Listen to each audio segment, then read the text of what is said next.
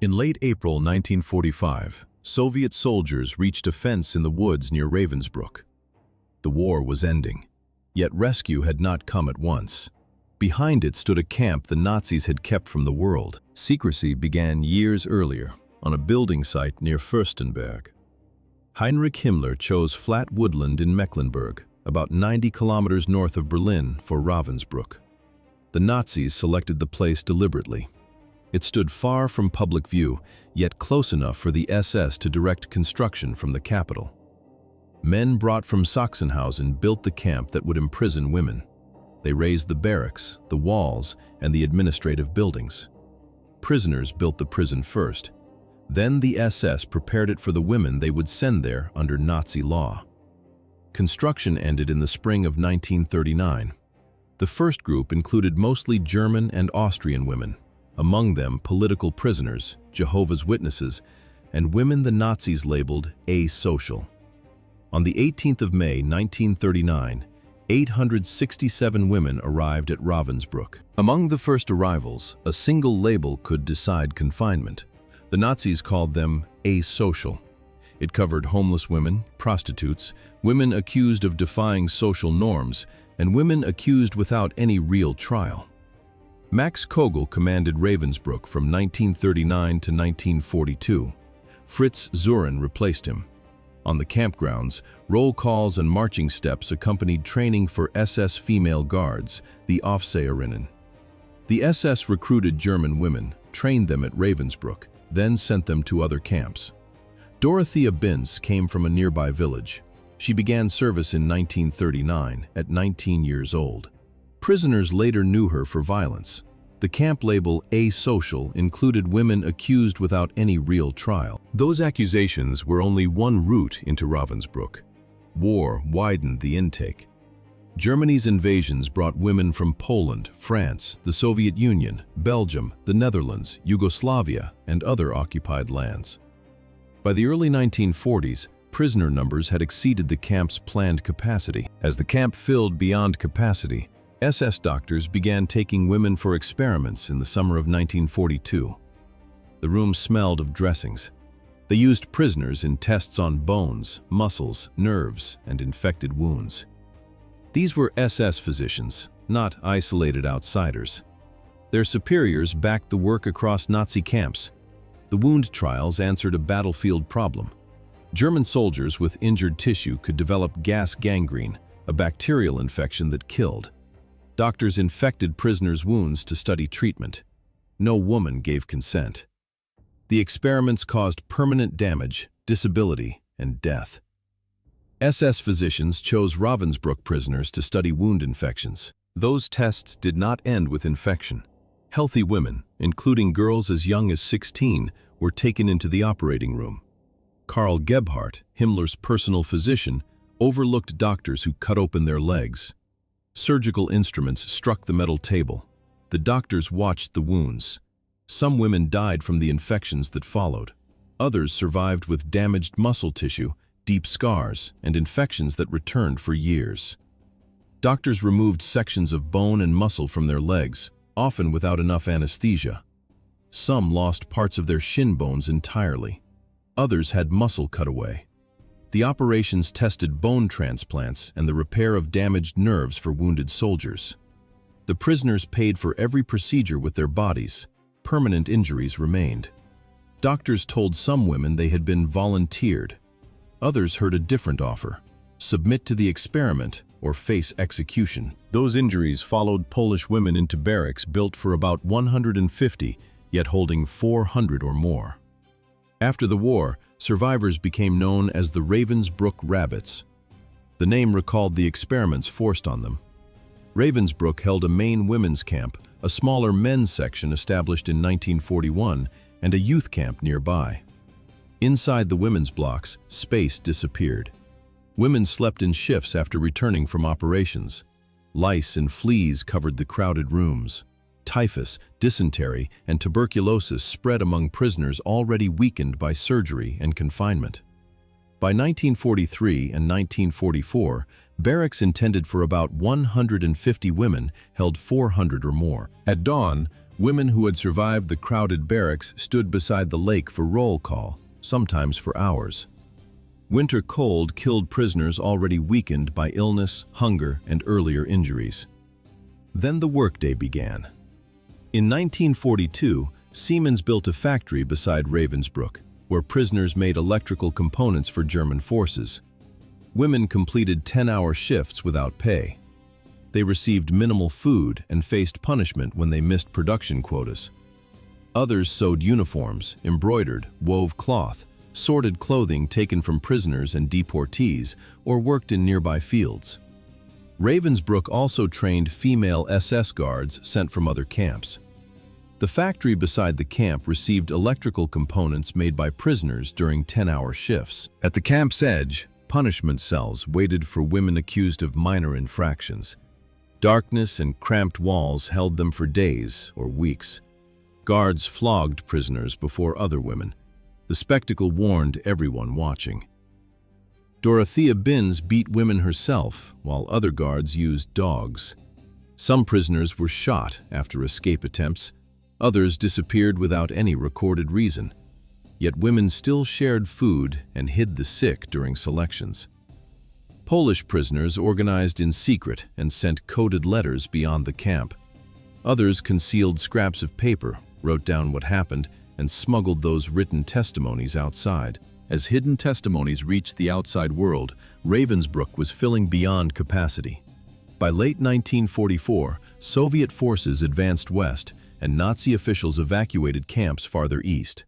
Women arrived from Auschwitz-Birkenau, camps in Poland, and the Baltic states.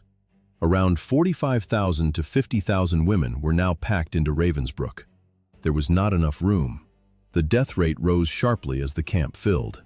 At the same moment, Nazi officials made their next decision. They would build a gas chamber. The new chamber was smaller than Auschwitz-Birkenau's facilities, yet it killed thousands. It began operating in late January or early February 1945. SS doctors examined prisoners and marked women they judged too weak for labor. A mark could decide everything. Guards promised transfers to Mitverda or Uckermark, described as rest camps. Some women understood the lie. Before inspection, some used makeup or pinched their cheeks to look healthier. Others were too ill to resist. The SS took selected women away in small groups. Accounts connect the killings to Zyklon B, or carbon monoxide. In only a few months, between 5,000 and 6,000 women were killed there. After the SS selections, news from the east reached Ravensbruck. Soviet troops had liberated Auschwitz in late January 1945. Prisoners heard it. Guards heard it too. Heinrich Himmler then negotiated with Count Folke Bernadotte of the Swedish Red Cross. The talks concerned the release of prisoners while the Soviet advance closed in on Germany. By late March, white buses organized by the Swedish and Danish Red Cross arrived at Ravensbruck. They waited outside the camp. At first, the agreement covered Norwegian, Danish, and Swedish women arrested for resistance activities. The buses took them out first. Then the departures widened to include French, Belgian, and Polish women. The agreement did not empty Ravensbruck, and most prisoners remained behind as April approached. From late March to mid-April, the white buses carried about 7,500 women from Ravensbruck to Sweden and Denmark. With Soviet troops only days away, SS guards began forcing prisoners west on April 27th and 28th, 1945. They drove about 20 to 25,000 women out of Ravensbruck on foot. The columns moved along forest roads across northern Germany. No destination was given. Guards shot women who fell behind. Others died from exhaustion, starvation, and cold. Some escaped into the woods. Soviet or Allied troops freed others in the following days. Sick women remained in the camp.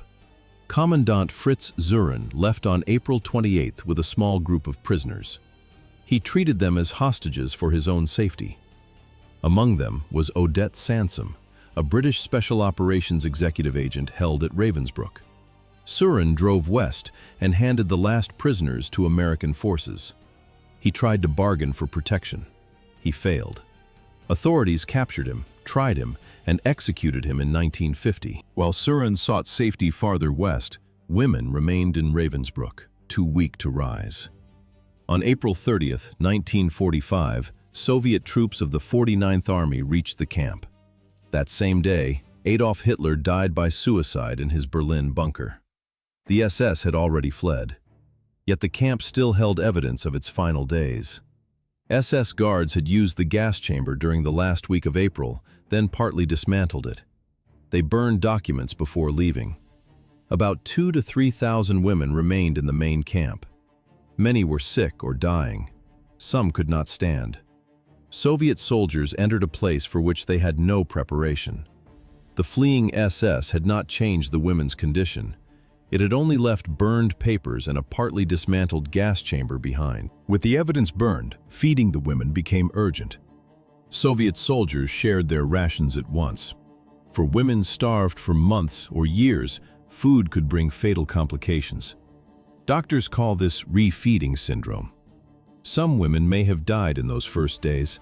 Soviet medical units raised field hospitals, but their supplies could not meet the need. Beyond the field hospitals stood a camp that Furstenberg had lived beside for years. Many residents could see it from town.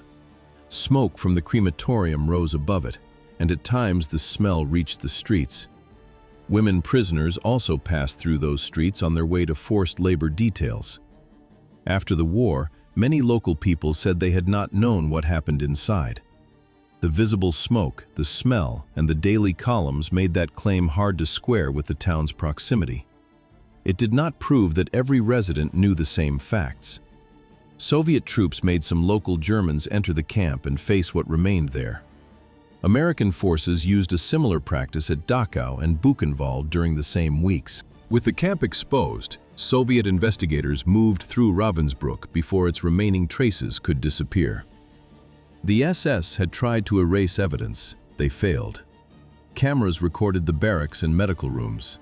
Investigators photographed the punishment bunker, then the remains of the gas chamber. Papers rustled in emptied rooms. Prisoners had hidden some documents. Germany's collapse had left others behind before the SS could burn them. Survivors gave statements inside the camp and in nearby territory under Soviet control. Their testimony filled the gaps between photographs, rooms, and saved papers. Evidence now had voices. That summer, in 1945, the Soviet inquiry issued an official report on Ravensbruck. Western researchers could not readily consult it for decades because Soviet archives remained closed during the Cold War. British investigators pushed the inquiry further. Their files named Violette Sabo, Noor Inayat Khan, Lillian Rolfe, and Denise Bloch. All four had worked for the British Special Operations Executive. All were executed at Ravensbruck in early 1945. Their cases gave investigators documented evidence against those responsible. Then the count widened beyond 4 files. Over 6 years, Ravensbruck held between 130,000 and 150,000 women and girls. They came from more than 30 countries. Estimates placed the dead between 30,000 and 90,000. The testimony reached Hamburg, where Ravensbruck cases entered court in December 1946. 4 separate proceedings ran until July 1948. The records now had defendants. They had victims' accounts. The first trial opened on December 5, 1946, and ended on February 3, 1947. 16 defendants stood before the court. 11 received death sentences. Hameln Prison carried out those executions by hanging on May 2, 1947. Later hearings turned to other defendants, including doctors who had performed experiments on prisoners. Karl Gebhardt had faced the doctor's trial and received a death sentence in August 1947. He was executed in June 1948. Court papers recorded another verdict. Fritz Fischer received life imprisonment for his role in the experiments. Then the sentence lost its finality. In 1954, an amnesty released Fischer from prison. The camp's evidence reached 4 trials. 1 convicted doctor still walked free. 1 conviction did not close the gap. After the camp gates opened, a woman from Ravensbruck still had to prove what had been done to her. Some guards and SS personnel escaped, adopted new identities, or were never found. They never entered a courtroom. The gap remained. For survivors, liberation brought poverty, illness, trauma, and years without recognition. Recognition could depend on a document, a form, or an official stamp placed on an office desk. In post-war Poland, many women linked to the government in exile or the Home Army struggled to receive it. Their resistance record now counted against them. The camp followed them home. France gave some deported resistance women a different reception. French public memory honored the resistance, and some women deported from Ravensbruck for that work were treated as heroines. That contrast did not erase the damage. Illness and trauma remained after the papers were stamped or withheld. In France, the Amicale de Ravensbruck formed to help survivors and preserve the camp's memory. Its work began while many women still tried to reclaim an ordinary life. While other survivors tried to rebuild ordinary lives, Germaine Tillion began recording what Ravensbruck had done. A French anthropologist and member of the resistance, she had survived imprisonment there herself. Her notes did not end at liberation. For decades, Tillion researched the camp and wrote about its prisoners, guards, and conditions. Her work kept testimony in the record. She died in 2008 at 100. But the women carried evidence too. Years of hunger, exposure, disease, and medical experiments followed them beyond the camp gates. Women whose captors removed bone struggled to walk for the rest of their lives. Each step could remain difficult. Severe infections from wound experiments returned again and again, sometimes for decades. Bodies did not recover on a schedule. The damage also reached the mind. In 1945, medicine had barely defined psychological trauma as a condition needing treatment. Help was scarce. Many survivors had no care for memories that continued long after release. Tillion kept researching Ravensbruck and writing about it until the end of her life. The record of Ravensbruck did not spare survivors another demand. A compensation claim began with papers. Each woman had to file personally, then prove that the camp had held her. West Germany began a payment program in the 1950s, linked to the Luxembourg Agreement with Israel and later measures. The papers returned women to dates, records, and proof of imprisonment, while many described the process as another burden. Cold War borders closed that route for many survivors in communist countries. For many, payment remained out of reach. The political divide decided access before their claims could even be heard. Children carried a different silence into the post-war years. Some were born in Ravensbruck and survived infancy despite the camp's conditions. Others had been conceived before their mother's imprisonment. At home, many mothers could not speak about the camp, so their children grew up beside documents and unanswered history. Ravensbruck remains a memorial site for women imprisoned under Nazi rule.